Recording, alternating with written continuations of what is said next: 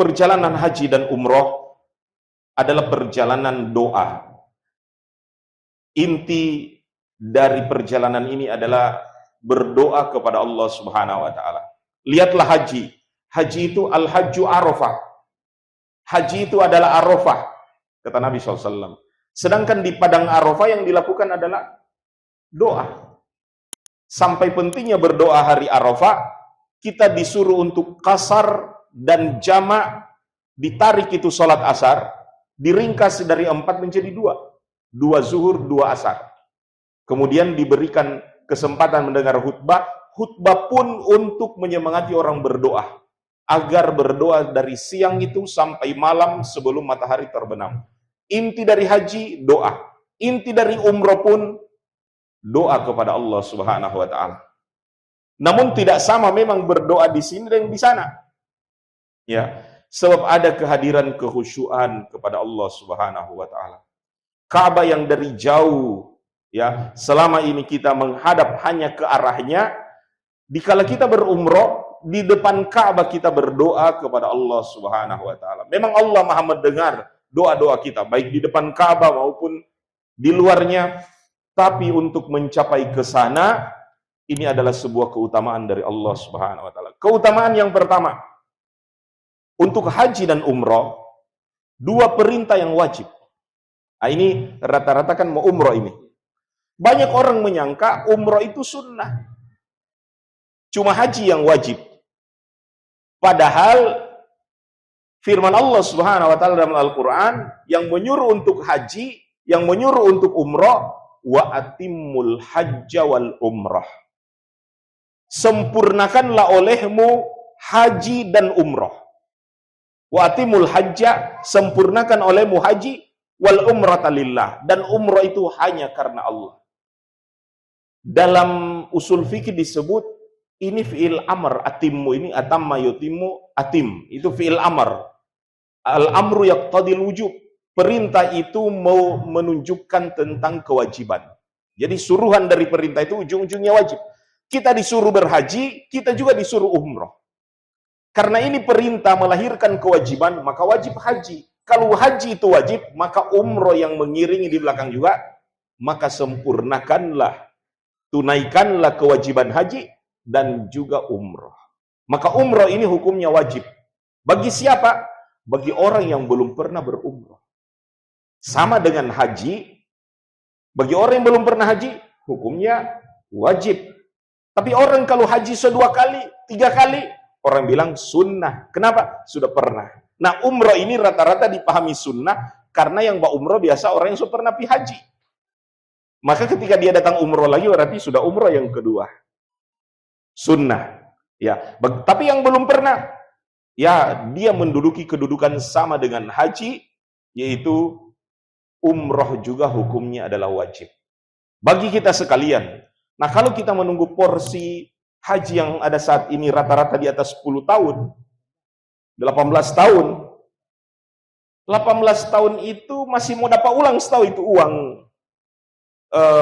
setoran awal itu. Karena masih 18 tahun menunggu. Maka kalau masih menunggu 18 tahun, mending pipa umroh dulu, mau tengok duluan itu Ka'bah. Daripada kita menunggu masih 18 tahun baru mau dapat tengok itu Ka'bah. Baru mau lihat itu Madinah. Mending kita pergi umroh dulu. Ini yang pertama, kenapa kita memilih kadangkala berumroh dulu sebelum haji. Ya, dasar kewajibannya bagi orang yang belum pernah menunaikan. Ada sekian keutamaan tatkala kita berumroh. Ini berapa hari? Berapa hari ini umroh? 13. 12 atau 13. Berarti di Mekah 5 hari di Madinah, 6 hari di Mekah. Berarti 2 kali Jumat ya. 2 kali Jumat luar biasa yang perjalanan. Kita bisa 2 kali Jumat. Ya, Jumat di Madinah, Jumat di Mekah, ya 12 hari. Rasulullah SAW mengatakan bahwa salatu fi masjidi hadza khairu min alfis salat. Salat di masjidku ini Nabawi lebih afdol daripada 1000 salat di masjid biasa. Biar di Riyadus Shalihin, ya, di Darus Shalihin 1000 kali kita sholat, baru menyamai 1 kali sholat di Masjid Nabawi, Madinah. Illa Masjidil Haram, kecuali Masjidil Haram. Khairu, lebih baik daripada 100 kali sholat di masjidku ini. Ya, jadi di Masjid Nabawi 1000 kali dari masjid biasanya. Di Masjidil Haram 100 kali lebih afdal dari Masjid Nabawi. Makanya sholat di Masjidil Haram maka 100.000 kali. Ya, 100.000 kali dibandingkan dengan seluruh masjid yang kita sholat. Kalau kita berkalkulasi ini, siapkan kalkulator. 100.000 sholat. Dalam sehari kita berapa kali sholat minimal? 5 kali.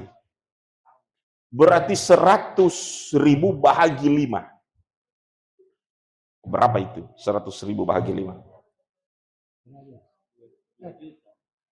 20.000? 20.000 mungkin.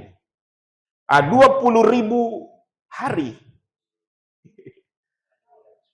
Ya, 20.000 hari berarti itu. Ya, bahagi 365 hari dalam setahun. Berarti berapa dia? Ya. Jadi hampir 20.000 bahagi 365 berapa dia lahir?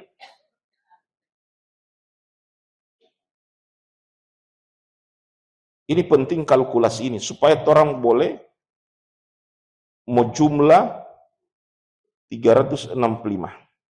Itu 54 tahun. Masya Allah.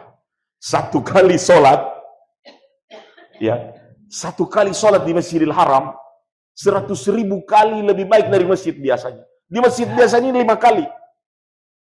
Maka kalau kita sholat di masjid biasa, perlu waktu 54 tahun menjaga sholat 5 waktu. 50 tahun, 54 tahun. Ya. Padahal untuk hidup, mudah-mudahan semua umur panjang. Ya. Ini umur yang orang mau cari 50 tahun lagi. Dapat cas 50 tahun. Di usia-usia orang yang kepala 4, kepala 5, kepala 6. Mau cari umur 50 tahun. Ini 54 tahun. Sekali sholat. Dan itu baru 1 kali sholat. Belum dengan sholat qobliyah ba'diyah. Belum dengan sholat duha. Belum kita tutup witir. Atau menjelang menunggu azan. Kita sholat tahajud lagi dan seterusnya. Minimal tidak pernah lalai sholat. 1 kali sholat di Masjidil Haram 100.000 kali. 100.000 kali ini 54 tahun. Berarti kalau 5 waktu kita pegang 1 hari, 54 kali 5. Subhanallah. Umur sehari di Masjidil Haram bertambah tidak kurang dari 250 tahun 1 hari. No, kalau ini di Mekah 6 hari. Kan? Paling cepat kita 5 hari kali jo itu. Ya, Masya Allah, dalam sehari ada 2.500, ada 250 tahun, berarti kali 6. Subhanallah. Ya, seolah-olah ketika kita tinggalkan Masjidil Haram, ya Allah, ada jatah waktu amalan seperti 1000 tahun. Ini kalau mau dibayar 30 juta ini sadiki. Umur yang begitu banyak, pahala yang begitu besar. Kalau kita mau, yang taruh mau bayar. Iya kan? 30 juta, 25 juta masih boleh mau cari. Tapi ini umur yang begitu besar. Kesempatan yang Allah berikan, amalannya yang luar biasa untuk haji dan umrah. Makanya jamaah sekalian dirahmati Allah Subhanahu wa taala, saya memotivasi diri saya dan juga jamaah sekalian untuk berulang-ulang haji dan umrah ini. Sebab Rasulullah SAW katakan, salah satu keutamaan haji dan umrah ini, yudhibul faqr, menghilangkan kefakiran. Apa itu kefakiran? Kefakiran itu satu tingkat di atas miskin. Lebih dari kondisi miskin, fakir. Bahkan fakir itu kadal fakru ayyakuna kufuran. Bikin kufur ini fakir. Nah, kefakiran, kesusahan luar biasa hidup di dunia, fakir namanya itu. Allah akan hilangkan dengan umroh. Allah akan hilangkan dengan haji. Kama yadhhabul kir al-hadid. Sebagaimana sopuan besi menghilangkan karat. Jadi kalau sobat karat itu besi, coba-coba sopu. Panaskan dengan api. Maka satu kali ya, toki rontok semua itu karatan. Maka kefakiran dalam hidup akan dihilangkan oleh Allah Subhanahu wa taala. Maka kepada para pejuang-pejuang Baitullah, pejuang-pejuang haji dan umroh, ini pekerjaan mulia. Ya, kita memanggil hamba Allah Subhanahu wa taala, juga ini akan meningkatkan taraf kehidupan. Ya, sebab apa yang kita berikan tidak akan hilang, akan diganti oleh Allah Subhanahu wa taala dalam kehidupan ini. Nabi Ibrahim alaihissalam sesudah membangun Ka'bah, kata Allah, wa'adzin finnas. Panggil manusia. Jadi seruan untuk memanggil manusia datang di Ka'bah ini, seruan Allah kepada Ibrahim, seruan Ibrahim kepada umat.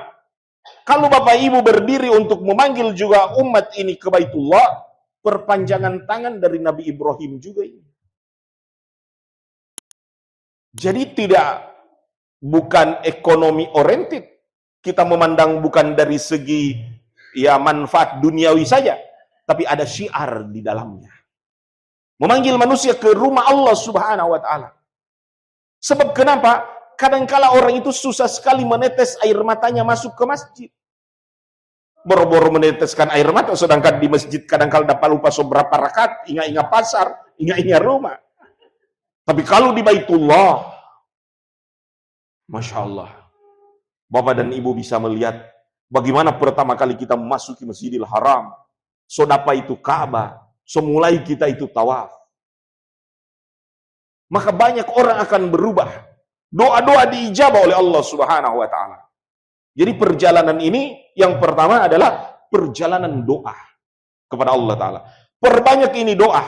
Doa sebelum berangkat, doa turun rumah, di atas kendaraan, doa ketika akan mengenakan ihram, doa memasuki Masjidil Haram, doa bertawaf, doa minum air Zam-Zam, doa datang di Bukit Safa, turun lagi pergi naik ke Bukit Marwah, sampai doa mau bertahallul, ya, maupun doa-doa yang banyak yang kita ucapkan. Dan doa itu ya qahirul mustahil. Perubah kemustahilan itu doa. Kalau ada yang tidak berubah dalam hidup, rubah dengan doa. Sebab yang merubah mustahil itu cuma doa. Para nabi itu yakin doa itu merubah mustahil. Makanya kalau kita lihat di Al-Quran, ngeri itu permohonan para nabi. Semuanya yang diminta Nabi hal-hal yang mustahil. Tapi mereka yakin doa itu merubah dan akan diberi oleh Allah. Mereka minta itu doa. Nabi Soleh minta kepada Allah, kalau boleh ini gunung batu ini keluar kamari itu onta. Jadi kalau gunung keluar air, biasa. Tapi gunung keluar onta bagaimana? Tapi dia berdoa, keluar juga onta dari batu itu. Nabi Isa alaihissalam ditantang oleh kaumnya. Kalau boleh minta makanan cepat saji, anzil alaina ma'idatan minas sama, turun dari langit. Kita orang kalau buat telepon Grab, bapesan di ojol, boleh. Ini minta dari langit, kirimkan kami makanan. Turun makanan dari langit, didoakan oleh Nabi Isa. Nabi Musa lagi minta pada Allah, keringkan ini lautan. Ini lautan mau kasih kering. Mustahil kan? Ya, jadi jamaah sekalian, para nabi itu yakin doa akan dijawab oleh Allah. Mereka berdoa, walaupun yang mustahil. Nah, ini kesempatan kita akan berdoa, doa-doa besar, proyek-proyek besar. Tentu bukan hanya dunia. Kita akan berdoa hidup kita, hari tua kita, berdoa tentang kuburan kita, berdoa di padang mahsyar, berdoa juga ketika ditimbang di atas mizan, melintasi sirat. Bahkan kita berdoa masuk ke dalam surga. Bukan cuma itu, doa yang banyak ini juga buat anak-anak, buat cucu kita, ya, buat tetangga, buat kehidupan, buat bangsa, buat negara dan seterusnya. Jadi ini perjalanan doa yang luar biasa. Kita semua harus meyakini ini. Dan yang kedua atau ketiga ini, belum setengah jam Ibu Haja? Masih boleh? Ya, masih boleh tambah lagi ini? Boleh banget, Masya Allah. Jadi perjalanan umroh kita ini oleh Zadul Ma'ad ini, Zadul Ma'ad ini artinya, Zadul Ma'ad namanya? Ya, Zadul Ma'ad Madinah. Oh, Zadul Ma'ad Madinah. Ini nama sebuah buku yang ditulis oleh Ibnu Qayyim Al-Jauziyah, Zadul Ma'ad namanya. Ya, Zad itu bekal. Ma'ad itu tempat kembali. Jadi betul-betul ini persiapan bekal untuk kembali. Kembali kepada siapa? Ya, ini rahasia mau umroh dan haji. Barangkali para ustadz belum kasih tahu. Iya. Dan ini juga saya kasih tahu di travel ini. Iya.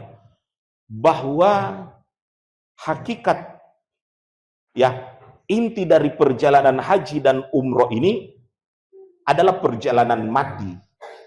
Ini anda salah ngomong, Ustaz. Ya, ini sama dengan orang mau mati, ini mau haji atau mau umroh. Sebab kita itu akan tinggalkan rumah, banyak orang menangis. Sama dengan orang juga mau dilepas keranda, banyak orang menangis. Dan tidak banyak bawaan yang dibawa. Kalau bapak-bapak cuma pembungkus 2 helai kain, jangan lupa itu.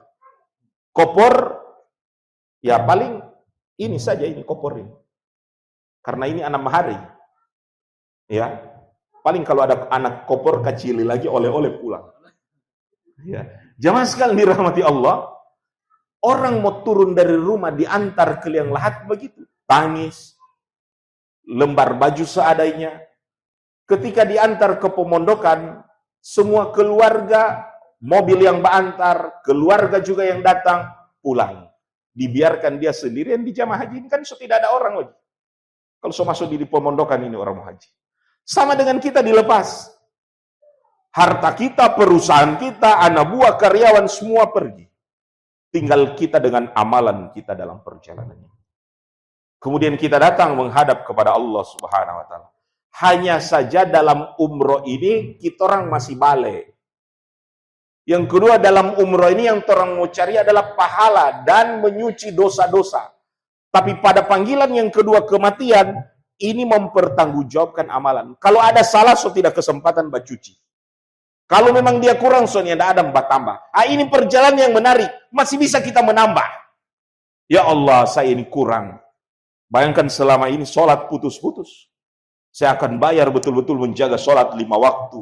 Di Madinah, di Makkah. Seperti yang Ustadz bilang kemarin. Masya Allah itu ya mendapatkan pahala yang oleh Nabi SAW 100.000 kali. Dari masjid biasanya. Baru kemudian saya akan jaga zikir. Bakuriki baca Al-Quran dan seterusnya. Jadi menambah amalan. Maka ketika kita kembali dari umroh, seperti kita ini terlahir kembali. Keluar ulang dari kuburan, Masya Allah. Hidup ulang saya ini. Jadi ada kehidupan baru. Merasa dilahirkan kembali itu sebenarnya sesudah Ramadan lahir lagi orang.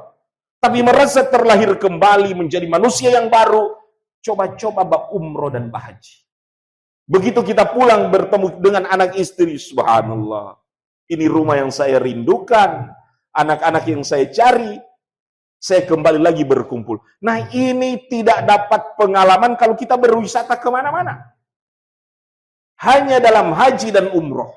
Maka coba resapi setiap jejak dan langkah kita dalam perjalanan ini. Luar biasa Masya Allah, sejak turun dari rumah itu. Bismillah, tawakkaltu Allah, la haula wala quwata illa billah. Aku bertawakal kepada Allah. Tiada kekuatan, tiada daya, ya kecuali dari Allah Subhanahu wa Ta'ala. Ini jamaah sekalian cuma kita dapatkan dalam perjalanan umroh ini. Makanya saya setuju dengan nama dari ya perusahaan pemberangkatan ini bekal kembali. Ya, bekal sesudah hidup. Ya, untuk hidup yang panjang lagi. Ya. Dan jamaah sekalian dirahmati Allah Subhanahu wa Ta'ala, Rasulullah SAW ya yang terakhir memberi jaminan kepada orang yang haji maupun umroh ya bahwa dia kayaumin waladat ummu, seperti hari baru dilahirkan ibunya. Ya. Di dalam hadis yang lain Nabi SAW mengatakan kepada orang yang haji dan umroh, hajjun mabrur laisa lahu jazaa'illal jannah. Tidak ada balasan kepada mereka ini kecuali surga. Sebab ini amalan ini kalau ditimbang di dalam Islam yang paling setengah mati dilakukan itu adalah orang maju di medan perang, jihad fisabilillah. Tapi Nabi SAW menjadikan haji jihadun dhaif, haji yang low. Haji dan umroh ini adalah jihad yang low. Ya, entry-nya adalah yang low. Kalau yang betul-betul berperang ini hard. Ya, yang keras. Ya. Maka ini adalah sebuah keutamaan perjalanan di sini. Makanya jemaah sekalian dirahmati Allah, semua kita ingin berniat.